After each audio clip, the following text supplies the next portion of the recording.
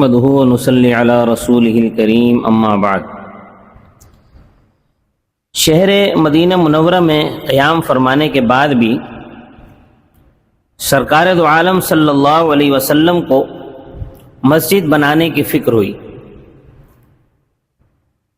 جہاں آپ کی اٹھنی بیٹھ گئی تھی وہاں ایک جگہ خالی تھی جس پر کوئی عمارت بنی ہوئی نہ تھی، تو آپ صلی اللہ علیہ وسلم نے چاہا کہ یہاں مسجد بنا لی جائے۔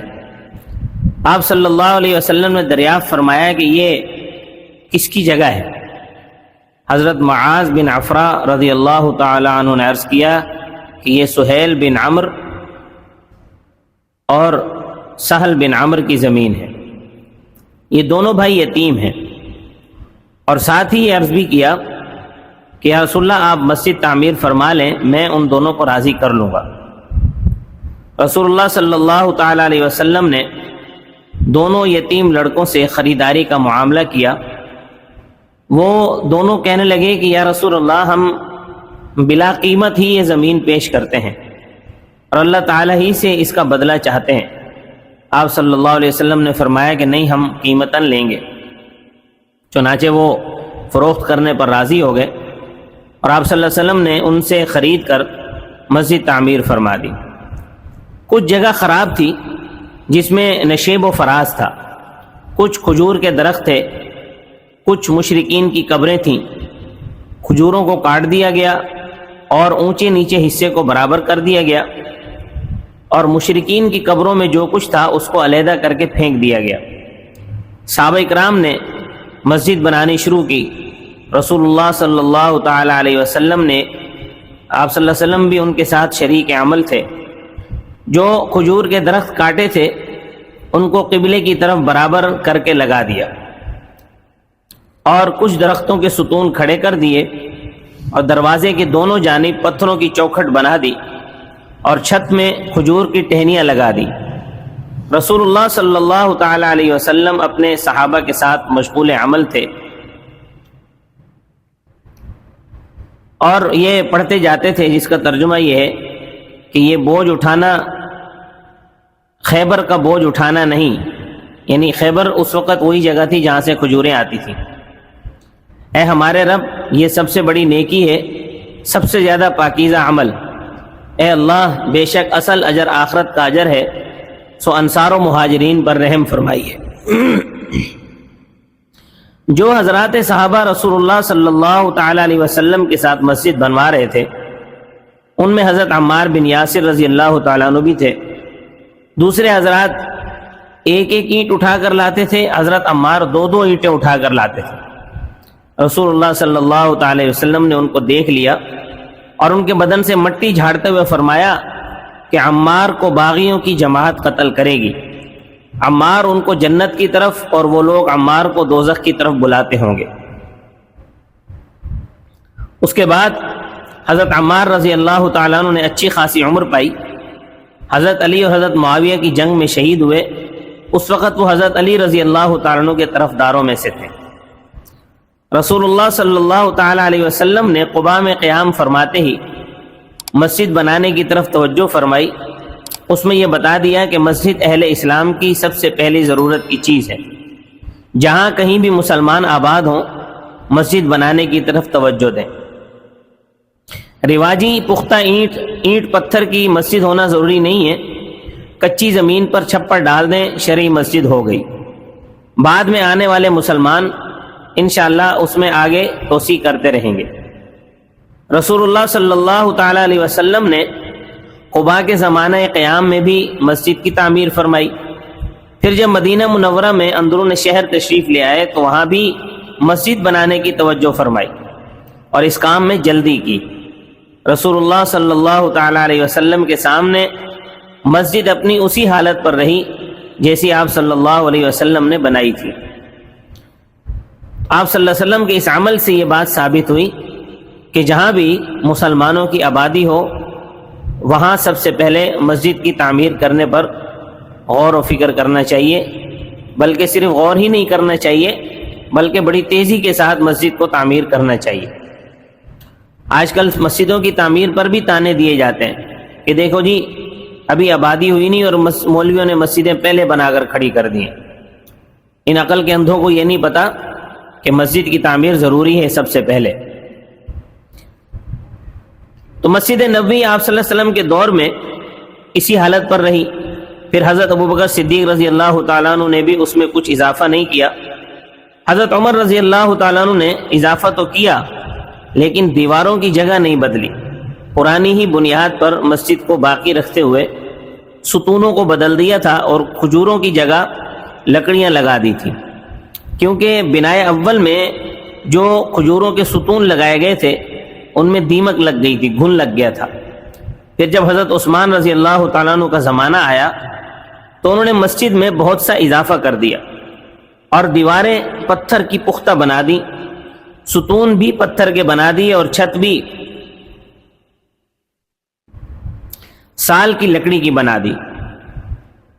رسول اللہ صلی اللہ تعالی علیہ وسلم نے نبوت سے سرفراز ہونے سے پہلے ہی مکہ معظمہ میں حضرت خدیجہ رضی اللہ تعالیٰ عنہ سے نکاح فرما لیا تھا۔ اس وقت آپ صلی اللہ علیہ وسلم کی عمر مبارک 25 برس تھی اور ان سے جو 3 صاحبزادے پیدا ہوئے تھے ان کی بچپن ہی میں وفات ہو گئی تھی۔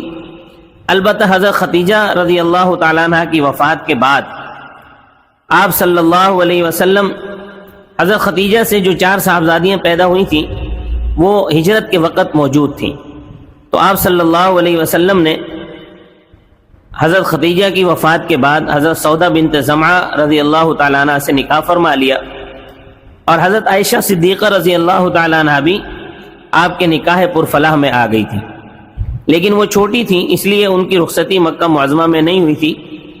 جب آپ صلی اللہ علیہ وسلم ہجرت کر کے مدینہ منورہ تشریف لائے تو حضرت سودا بنت زمعہ کو مکہ معظمہ ہی میں چھوڑ آئے تھے، اور آپ صلی اللہ علیہ وسلم کی صاحبزادیاں حضرت زینب، حضرت ام کلثوم، حضرت رقیہ، حضرت فاطمہ رضی اللہ عنہن بھی مکہ معظمہ میں رہ گئی تھی۔ رسول اللہ صلی اللہ علیہ وسلم نے مکہ معظمہ سے ہجرت فرمانے کے چند دن بعد حضرت علی رضی اللہ تعالیٰ عنہ جو کہ امانتیں سپرد کر کے انہیں بھی آپ صلی اللہ علیہ وسلم مکہ معظمہ میں چھوڑ آئے تھے اور حکم دیا تھا کہ آپ امانتیں سپرد کر کے آ جانا، وہ بھی 3 دن بعد قباء میں پہنچ گئے تھے۔ قباء میں قیام فرمانے کے بعد آپ صلی اللہ علیہ وسلم جب شہر مدینہ تشریف لائے، حضرت ابو ایوب انصاری رضی اللہ تعالیٰ عنہ گھر میں قیام فرمایا، مسجد نبوی تعمیر فرمائی اور اپنی رہائش کے لیے بھی 2 حجرے بنوا لیے۔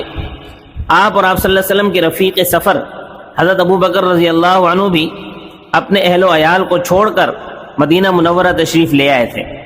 مدینہ منورہ میں قیام پذیر ہونے کے بعد اہل و عیال کو بلانے کے لیے فکر مند ہونا ضروری تھا، لہٰذا آپ صلی اللہ علیہ وسلم نے حضرت زید بن حارثہ رضی اللہ تعالیٰ عنہ کو 500 درہم عنایت فرمایا اور ان سے فرمایا کہ جاؤ مکہ معظمہ سے ہمارے اہل و عیال کو لے آؤ۔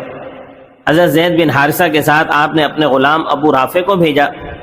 یہ دونوں حضرات مکہ معظمہ پہنچے اور کسی طرح تدبیر کر کے حضرت سودا اور حضرت ام کلثوم، حضرت فاطمہ اور حضرت ام ایمن اور ان کے بیٹے اسامہ بن زید رضی اللہ عنہ کو اونٹوں پر بٹھا کر مدینہ منورہ لے آئے۔ آپ صلی اللہ علیہ وسلم نے جو حجرے پہلے سے بنوا رکھے تھے ان میں قیام کرا دیا۔ حضرت ابو بکر رضی اللہ تعالیٰ عنہ کے گھر والے بھی ان حضرات کے ساتھ مدینہ منورہ آ گئے۔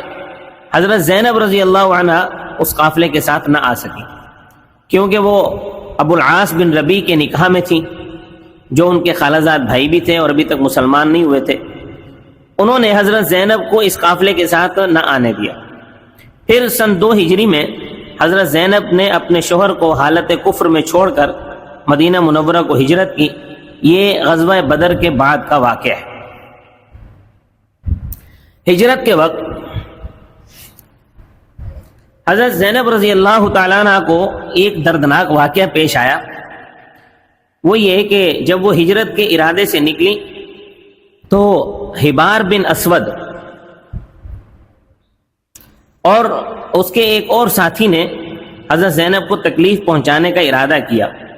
ان دونوں میں سے کسی ایک نے حضرت زینب کو دھکا دے دیا، جس کی وجہ سے وہ ایک پتھر پر گر پڑی اور ایسی تکلیف پہنچی کہ ان کا حمل ساقط ہو گیا۔ اس حادثے کی تکلیف حضرت زینب کو زندگی کے آخری دم تک رہی، جو ان کی وفات کا سبب بن گیا۔ بعض روایات میں ہے کہ حضرت زینب ہجرت کے لیے گھر سے نکلی تو حبار اور اس کے ساتھی نے ان کو روکا اور گھر میں واپس کر دیا۔ ابو العاص کی اجازت دینے کے باوجود ان لوگوں نے یہ حرکت کی۔ پھر رسول اللہ صلی اللہ تعالی علیہ وسلم نے ان کو ہمراہ لانے کے لیے مدینہ منورہ سے آدمی بھیجا، جس کے ساتھ وہ مدینہ منورہ تشریف لے آئیں۔